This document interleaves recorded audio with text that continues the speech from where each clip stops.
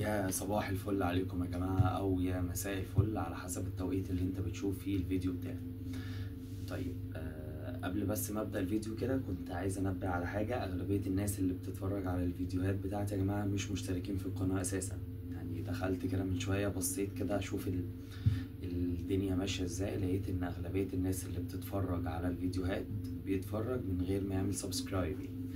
ففضلا يعني يا ريت تعمل للقناه دي سبسكرايب، لان انا يعني بنصحك وبقول لك حاجات كويسه وبقول لك حاجات ايجابيه وبقول لك حاجات انا متاكد بنسبه 99% ان نسبه قليله من الناس هي اللي بتقول الكلام ده. تمام، فيا ريت اي حد بيتفرج وعاجبه المحتوى بتاعي يعمل سبسكرايب. طيب نخش بس ايه في الموضوع بتاع النهارده كده على طول. موضوع الحلقة النهاردة أو موضوع الفيديو النهاردة على أنا وصلت أمريكا إزاي ألاقي شغل، إزاي ألاقي سكن، إزاي ألاقي الحاجات دي كلها. تنصحنا بإيه، نعمل إيه؟ فهتكلم النهاردة موضوع الفيديو بتاعي عن موضوع السكن والشغل في أمريكا. طيب أول حاجة كده أقدر أنصحك بيها، أنت خلاص مثلا داخل أمريكا، وهقول لك إيه اللي حصل معايا عن تجربتي أنا الشخصية أول حاجة، بعد كده نصايح عامة. يعني انا اللي حصل معايا بالظبط ان انا كان ليا صديق عمري اسمه ادهم، كان عايش في امريكا ومتزوج هناك والدنيا معاه كويسه، وده من الصحاب اللي انا طلعت بيهم. يعني انا اعرفه من واحنا عندنا 5 6 سنين، كان معايا في المدرسه وكانوا كبرنا سوا يعني. فبصراحه الراجل ده يعني عمل معايا حاجات غريبه. يعني انا نزلت المطار لقيته هو واقف مستنيني. سكن، فتح لي بيته هو شخصيا قبل ما اشوف سكن، بيته هو شخصيا. وعلى فكره هو دخلني بيته وهو يعني كان يعني هو بيلعب جودو، يعني بيلعب رياضه. تمام، ف استقبال كل حاجه دخلني بيته، والراجل ده ما كانش في البيت يعني خالص. ففتح لي بيته واداني مفاتيح وكل حاجه، وتوكل هو على الله يشوف شغله ويشوف البطوله اللي هو كان هيلعبها.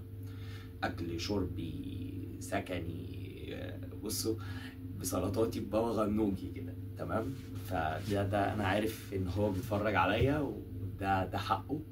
وانا والله لو قعدت سنين اشكره على الوقفه اللي هو وقفها معايا، انا مش هوفي له حقه. من ايجاد شغل، ايجاد سكن، اكلي شربي، حتى الخط بصراحه يعني كان هو الكفيل بتاعي هناك في امريكا. اول ما دخلت امريكا خالص كنتش اعرف اي حد، على الله ان شاء الله، معرفش غير ادهم. وكان فعلا يعني هي زينة الصحاب اللي الواحد طلع بيهم في حياته. يعني هو كان راجل جدا في مصر، واثبت لي ان هو زينة الرجال واحنا في امريكا يعني. تمام، فدي تجربتي انا الشخصية. كان ليا صديق وقف جنبي من ساعة ما رجلي دخلت المطار. تمام، في كل حاجة، اي حاجة تخطر على بالك الراجل ده واقف جنبي. انا كنتش لسه عارف اي حاجة، وعلى الله ان شاء الله. كنت سافرت اوروبا كتير، بس كانت امريكا بالنسبه لي ما اعرفش عنها اي حاجه غير فيديوهات كده كنت بشوفها على النت. تمام، فبدايه الطريق كان صاحب جدع. طيب احنا دلوقتي دي بدايتي انا يا جماعه. تمام، فانا بصراحه ادهم صديقي ده، حتى في يعني هو البدايه دايما بتفرق. يعني انا شايف ان الشخص ده قطع معايا 90% من المشوار البهدله.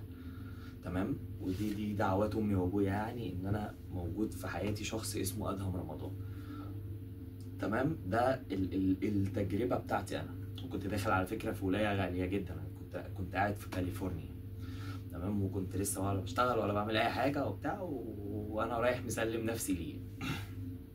تمام، دي تجربتي انا الاولانيه. يعني دي سوري دي تجربتي انا الشخصيه اول ما دخلت امريكا. إيه اللي تم معايا؟ طيب احنا يا احمد ما نعرفش حد خالص في امريكا، على الله خالص. احنا رايحين، انا مثلا خدت فيزا سياحه ورايح، انا خدت كسبت في اللوتري وداخل امريكا.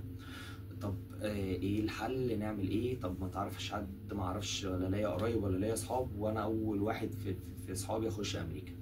طيب بص، خلينا متفقين على شويه نقط كده، تمام، عشان نعرف هتنجح ولا لا. تمام، بص يا باشا، او يعني ركز معايا قوي في الكلام اللي هقول لك عليه ده. حضرتك وصلت امريكا دلوقتي، اول حاجه تقدر تعملها زي ما انا عملت، يكون ليك صديق. او حد معرفه، اقعد قبل ما تسافر دور، كلم باباك، اسال مامتك، اسال خلانك، اسال عمامك، اسال صحابك، ليهم اي حد في امريكا. حاول تدعبس كده ان يكون اي حد في اي ولايه وانزل عليه ايا كانت الولايه دي انت سامع عنها ايه، بس انت ليك حد معرفه هناك، فده يعني هيزق معاك في اي حاجه. تمام، دي اول حاجه انت تقدر تعملها. طب يا احمد مفيش، وسالت ومعرفت ومفيش اي حاجه من الكلام ده كله. تمام. طيب طبعا انا بغض النظر انت لازم يكون معاك فلوس على قد ما تقدر، على الاقل تمشيك اول شهر لغايه ما تعرف انت فين والدنيا معاك ماشيه ازاي. طيب هتعمل حاجه جميله جدا. انت مثلا لو شخص مسلم، تمام، فهتروح الجوامع.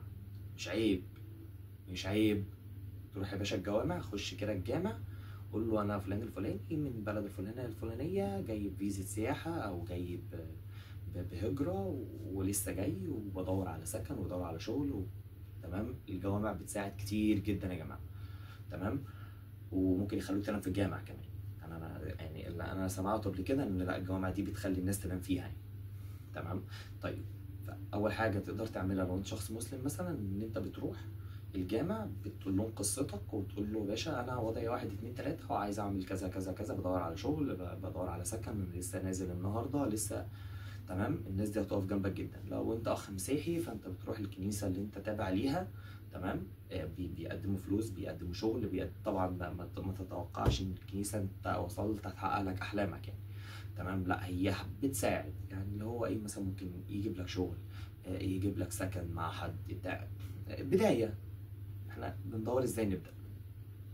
طيب انت مثلا كده لقيت مثلا سكن، والجامعه او الكنيسه جابوا لك سكن والحكايه والدنيا زي الفل. طيب بدور على شغل، اعمل ايه؟ بص يا باشا برضو مش عيب، خش دور مثلا. اول حاجه اول مكان تبدا بيه هو الحي العربي. يعني مثلا الجامعه اهو مثلا بتلاقي دايما اغلبيه اللي حواليه عرب، او بيبقى دايما في كل ولايه كده في مكان للعرب. خش يا باشا اسال، خش محل مطعم كافيه. خش لو انت معاك صناعة حلاق، خش يا باشا قول له انا وضعي 1 2 3 وجاي بدور على اكل عيش وانا جاي امريكا وعلى الله ان شاء الله. تمام، ما تخشش بقى تقول له انت الساعة عندك بكام، انا هقبض كام. اهدى، امسك فلوس، لان انت كل ده انت بتصرف دولارات، ويا عالم انت جايب دولارات دي عامل ازاي يعني، اكيد طالع عينك عشان تجيبها. فخليه يخش جيبك دولار، ما يطلعش منه دولار. يعني لو هيطلع من جيبك دولار يخش مكانه 4 5. تمام، دي نصيحة. فخش يا باشا دور كده واكتب رقم تليفونك. طبعا أول حاجة أنت بتعملها أول ما تخش أمريكا لازم تجيب خط، فبتقوم جاي مثلا كاتب رقم تليفونك، اسمك، أنا فلان الفلاني بعرف أشتغل كذا كذا كذا، بعمل كذا كذا، بلاش يا عم بعرف أشتغل كذا. خش على المحلات، خش على المطاعم، خش على المحلات، انطلق وزع. انا بدور على شغل وده رقم تليفوني لو عايزين. بص صدقني في تاني تالت يوم هتلاقي شغل. تمام، وده برضو عن تجارب انا شفتها بعيني يعني من ناس كتير هناك. تمام، ما تاخدش تجربتي انا زي ما انا قلت لك، انا اول ما نزلت صديقي كان جايب لي سكن، جايب لي شغلي تاني، انا روحت نمت تاني يوم نزلت الشغل. تمام، فعشان كده انا اول حاجه قلت لك عليها دور على حد انت تعرفه. تمام، فللمره المليون ربنا يجازيك خير ادهم. المهم، فاللي انا بكلمك فيه دلوقتي ده مش عيب، انت راجل رايح عندك هدف، عندك امل تعمل حاجه. تمام، وزي ما أنا قلت لك قبل كده عايز مثلا تقعد ال5 6 شهور بتوعك تاخد بعضك وتنزل، فانت لازم تسرع الوقت، تبص تتشقلب. مش عيب طالما بتشتغل شغلانه شريفه، وما تجيش بقى ايه في بقى نقطه تانية مثلا، ودي والله ما يعني ما اقصدش بيها حد خالص، هو بيشوف الفيديوهات يعني. ما يجيش يقول لي مثلا ايه انا في مصر كنت دكتور، انا في مصر كنت مهندس، انا لازم اشتغل يا طبيب يا مهندس. ما تسافرش امريكا. يعني انا بقول لك لو انت هتفضل عندك حتة الحساسية من اللي هو لا وما ينفعش وانا راجل بيه في بلدي، تمام يا باشا مفيش مشكله، خليك قاعد في بلدك. انت شايف ان الامور كويسه وانت المفروض طبيب او مهندس، فانت عارف كويس جدا انت رايح امريكا مش هتعرف تشتغل الشغلانات دي غير بعد وقت كبير جدا. لازم تعمل معادلات ولازم افلام يعني، افلام وفلوس يعني، افلام وفلوس. تمام، احنا بنعمل ان احنا بنمشي نفسنا الاول عشان ابدا اقف على رجلي، يبقى عندي سكن، يبقى عندي شغل، يبقى عندي مصدر رزق. بعد كده ببدا اشوف انا فين. انا صديقي واقف جنبي وعمل لي كل حاجه، في نفس الوقت كنت بشتغل هنا وانا مدرب جمباز، كنت بدور في مجالي، كنت ببعت السي في بتاعي الانديه، وكنت ببعت السي في بتاعي الاكاديميات، وكنت ببعت الفيديوهات بتاعتي اثناء التدريب، وكنت ببعت. هي بتيجي كده. انما انا مثلا دخلت امريكا، واول ما دخلت لا انا راجل مدرب جمباز، انا راجل عالمي، انا راجل باشا، انا رجل على رجل وبتاع، كنت سافرت اصلا. فانا عارف ورايح، انا عارف انا هعمل ايه، انا عايز اي حاجه ستيب نمبر 1 امشي عليها. تمام، بجيب فلوس، باكل، بشرب، سكن، غيرت تليفوني، بدات خلاص اللي هو الدنيا ستيل واقفه على رجلي. ببدا بقى مثلا وانا خلاص بدات استقر هنا، ببدا ادور بقى في مجالي. تمام، برضه ده بعيد عن طب وهندسه، يعني انت انسى ان اي حد يشغلك طب وهندسه والحاجات دي من غير ما تعمل معادلات، ومن غير بقى ما تخش ايه السكه اياها. فكنت بعمل ده وفي نفس الوقت بدور على ده. تمام، ظبطت. وهكذا بتقعد بقى تراسل، انت تشوف مثلا الولايه بتاعتك ايه، وتخش مثلا على النت دور كده انديه مثلا كذا، انت بتشتغل حلاق، بتشتغل نجار، بتشتغل. دور، بس اهم حاجه خش امريكا اشتغل، ابعت فلوس مصر، اعمل فلوس. تمام، بس مش عايز اطول عليكم اكتر من كده. الجزئيه الاولانيه او النصيحه الاولانيه اللي انا اقدر انصحك بيها، ان انت تخش امريكا يكون ليك حد ومربط معاه وتديله مهله. يعني حتى والله يا ادم ربنا يجازيه خير، انا ما كنتش مدي مهله. اللي هو انا كلمته، ايه يا احمد عامل ايه؟ قلت له انا زي الفل، اللي انت ايه الاخبار؟ كله تمام. ايه يا ابني انت مش خدت الفيزا؟ انا خدت الفيزا، انا جاي لك بكره. نعم. قلت له انا جاي لك بكره، انا حجزت، انا خلاص طيارتي الساعه 8 الصبح. يا ابني انت ماشي يا احمد، حاضر، انا هتصرف. يعني والله يعني ولاجل حظي ان هو كمان كان مسافر، يعني انا دربكت له الدنيا، هو متزوج ومخلف، فانا دربكت له الدنيا.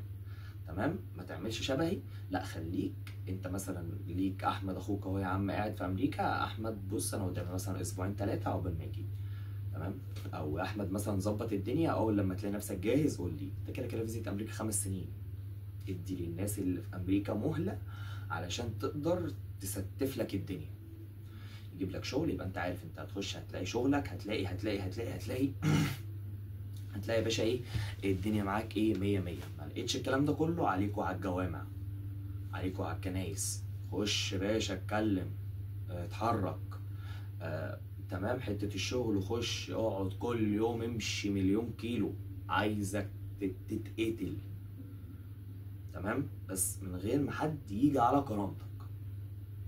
يعني بص يا باشا، موت نفسك شغل، اتعب، بص اعمل كل حاجة، انما حد يجي على كرامتك لا، هنا ستوب. تمام، بس ايه، رقم تليفونك في ورقة، خش اكتبها كده في 30 40 ورقة ب 30 40 محل، خش تك تك تك تك تك تك وزع، وانت بتوزع تلاقي حد بيكلمك يا باشا يلا بينا عايزك تشتغل. تمام، بس ركزوا يا جماعة في الحاجات اللي قلت لكم عليها دي. تمام، واخر حاجة حابب اختم بيها، انا بشكر كل الناس اللي سألت عليا واطمنت عليا بسبب موضوع ظهري وموضوع الغضروف ده، وانا الحمد لله بقيت كويس يعني بتحسن. فألف شكر للناس اللي سابت لي كومنتات بتقول لي ألف سلام عليك وربنا يشفيك ويعافيك. فأنا بشكركم جدا والله من كل قلبي، وبشكر كل الناس اللي بتسيب لي كومنتات كويسة جدا وكومنتات إيجابية. فوالله ربنا يخليكم، وكل كلامكم ده على راسي. بس مش عايز أطول عليكم أكتر من كده. اسعى يا عبد، وربنا صدقني هيسعى معاك. توكل على الله، حط تارجت قدام عينك، هتوصل. هتلاقي شغل، هتلاقي شغل، هتلاقي سكن، هتلاقي سكن. الدنيا مش صعبة ولا هي سهلة، عادي، محتاجة راجل. والراجل دي تنطبق على الست والراجل، يعني احنا عندنا ستات دلوقتي بسم الله ما شاء الله عليهم أرجل من 1,000,000 راجل. عشان محدش يفهم كلمة راجل دي أنا بتكلم على الجنس، لا، راجل كصفات أيا كان بقى. تمام، والحاجة الأخيرة أقدر أقول لك عليها، أنت لو ليك بوزيشن في مصر ليك أي حاجة، أنا راجل دكتور، أنا راجل مهندس، وحاطط في دماغك إن أنت هتوصل هتخش تشتغل الشغلانة دي على طول، لا خليك قاعد في مصر أحسن. خش ابدأ السلم، كلنا خدنا السلم من أوله. كلها كلها يا باشا اتداس على وشها. تمام. محدش برضه يفهم كلمة اتداس على وش دي ان احنا حد جه على كرامتنا، لا خالص. مفيش حد هناك بيجي على كرامة حد، مفيش حد بيجي على حد. الموضوع في امريكا عرض وطلب. انت عايز تشتغل، الراتب عندي كذا، لا انا مش جاي معايا، خلاص شكرا سلام عليكم. اشتغلت بعد كده لقيت حاجه احسن، انا لقيت كذا هتديني كذا، لا مفيش يعني الموضوع ايه، عرض وطلب في امريكا. تمام. خليك راجل اجتهد، امريكا هتساعدك توصل للي انت عايزه. وانا قلت قبل كده في فيديوهات كتير، عايز تيجي مثلا زي الطلبه، عايز تيجي تقعد فتره 4 5 شهور تاخد بعضك وتنزل، امريكا هتساعدك تعمل ده. عايز تخش امريكا تعمل لجوء، تتجوز، اسعى، هتلاقي هتعرف تعمل ده. كل حاجه هتعرف تعملها. انت راجل مثلا في بلدك مقتدر جدا، ولا فعلا انت عايز تتفسح، فيزيت امريكا وجودها على باسبورك يدخلك دول بالهبل، وتخش كده رجل على رجل على اي سفاره حتى لو محتاجه فيزا. انت راجل خدت فيزا امريكا، ويا سلام كمان لو انت استخدمتها، يعني رحت وجيت، فتاكد ان اي فيزا هتقدر تاخدها. ده عن ثقه، انت خدت الفيزا الام البابا. فكل حاجه في حياتك، فيزا امريكا، الشغل في امريكا، اللجوء في امريكا، العمل في امريكا، الفلوس في امريكا، كل حاجه في امريكا. دي النصيحه اللي انا اقدر انصحها لك. السلام عليكم.